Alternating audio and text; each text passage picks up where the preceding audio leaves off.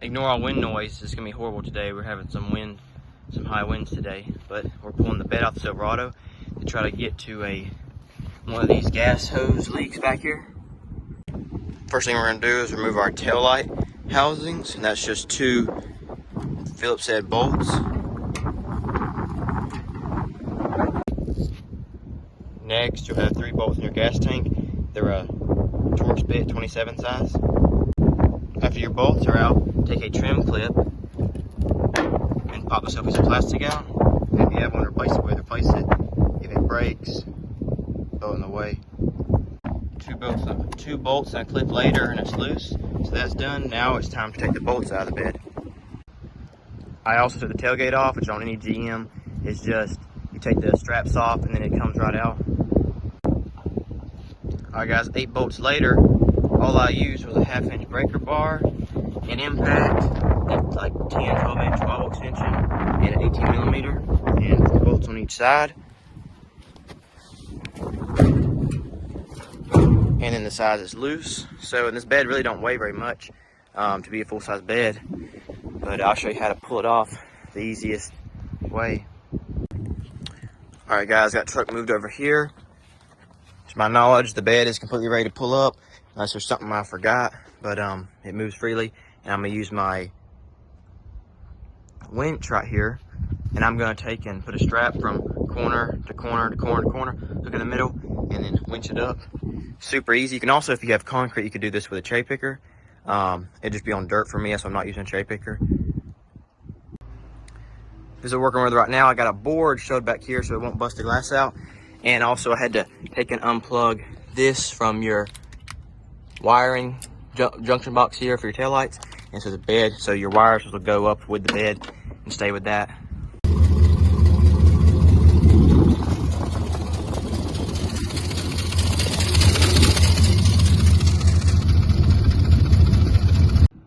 Alright guys, here's where our fuel leak is, and it wasn't exactly what I was thinking. I knew it was one of these hoses, but it's actually, I think it's leaking right here at the actual clip.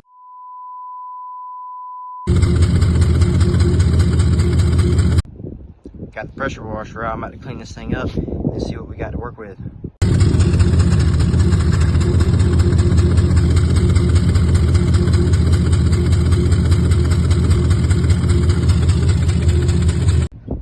Well guys, found the leak. It is a crack in the actual sending unit, and it's spraying over. It's actually a pretty bad leak because I just dried all this off, and you see how much liquid it was only running about 15 seconds. Yeah, that's wasn't what I was expecting. I was thinking one of the lines had been bad, but this is actually perfect for me because I already got a fuel pump. I bought a Delphi $385 fuel pump for 25 bucks in my advance a couple weeks back because it was on sale. So it's perfect for me. I ain't even got to buy a line or anything. I already got the stuff to fix it. Alright guys, just pulled the fuse, unhooked the battery. Now I'm gonna tap my our ring seal off.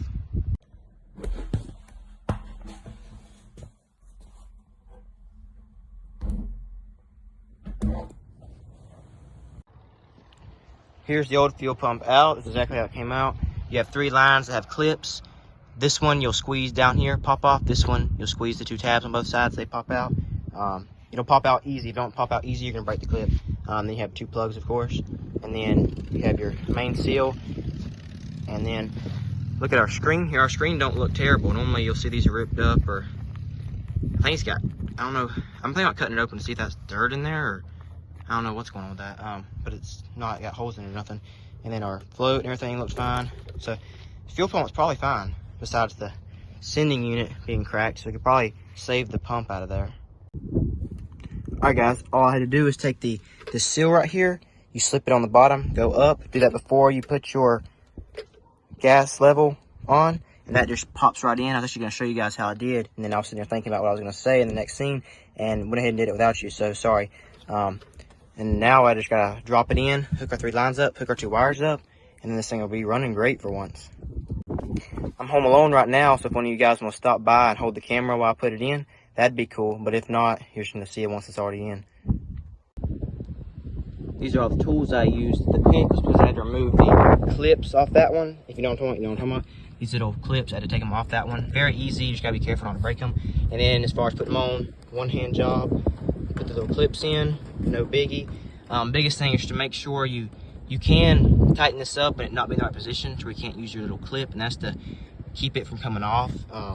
You know, you would hate for it to come loose and then your fuel pump be, you know, that'd be a horrible situation. But yeah, now it's time to prime it up and see what she does. Alright guys, just hooked the battery back up. Now I'm letting it prime.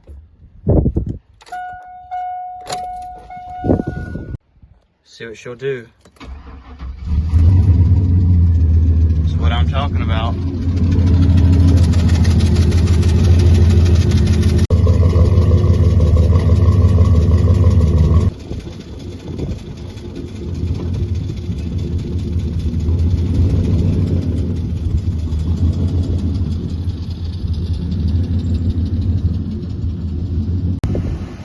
Just did a fuel filter, spark plug wires, and she is running good.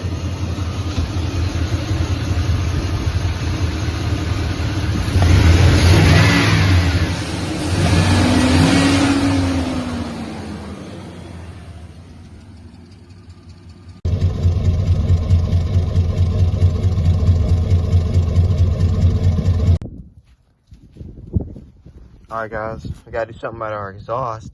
Not today, but sometime. Let me know what you think. We got two Flowmaster. We got true dual Flowmasters, but in the center, you can see them black lines in the center. It has rusted in some holes. It has a terrible sounding exhaust leak.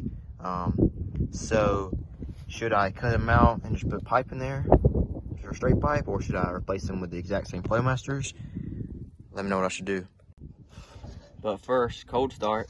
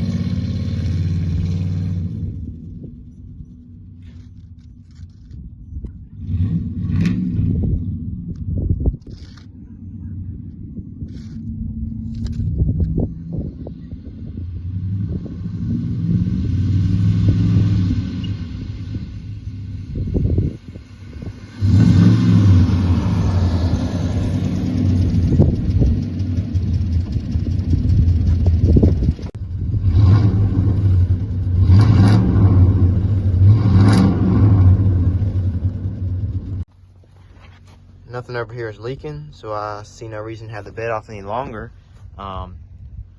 Definitely leave me a comment telling me what I should do with the exhaust. Put the same Flowmasters back in. You can buy them, I think, like $50 each. Or put just piping in, go straight pipe, make it louder.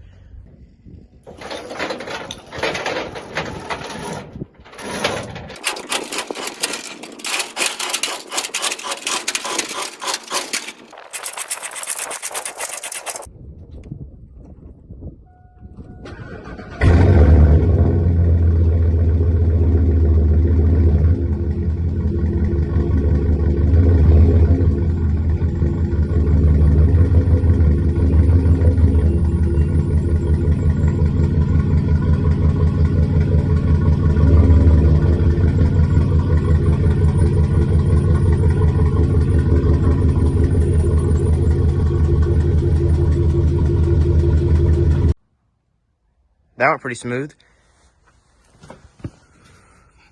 We're pretty good now. I think I'm gonna pull it up just a little bit more so clear the tires, and then creep backs really slowly, so I don't bust the window or anything. Bed's back in. 2 bolts for the lights, tailgate, no tools, no bolts, and then 4 bolts on each side, 8 bolts total in the bed, and that's it.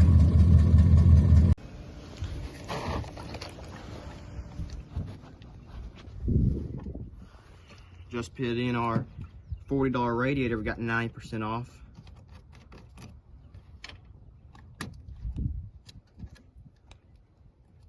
And this coolant, time to fill her up.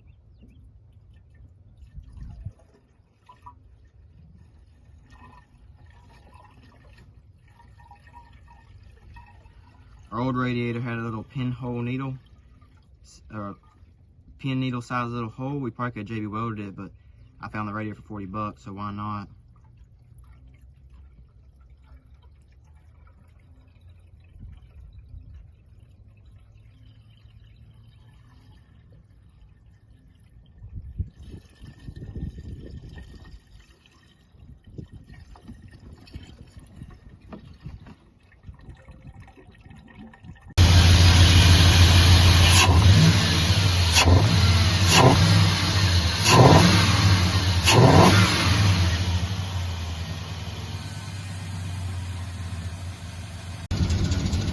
Just topped off the transmission fluid from changing the radiator. Add like a little less than half a quart. Just checking for any kind of leaks of any kind. There's the fleet.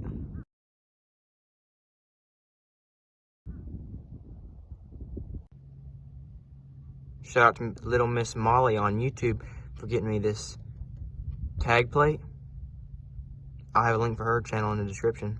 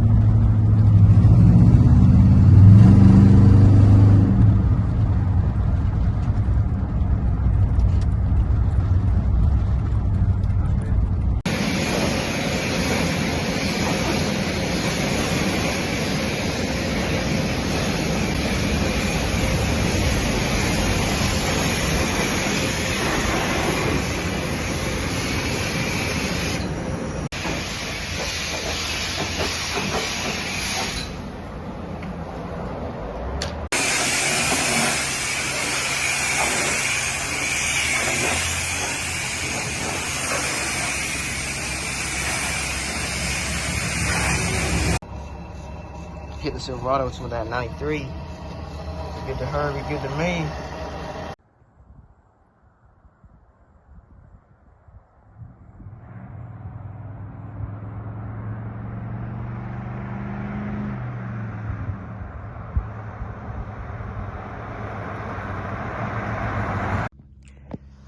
Alright guys, I think that's going to conclude this video. I'm about to change the oil. I got 6 quarts of oil in that K&N oil filter, boys. Add that horsepower. So anyway, I'm about to change the oil, and then that's it for a little while. Nothing else needs to be fixed on it. I gotta find some tires, which I already have the tires. They're in the bed of the truck. These are the tires that are going on it. I just gotta find some 20-inch Chevy stock rims. The OG LTZs, the newer LTZs. Make sure you subscribe so you don't miss that. Thanks for watching.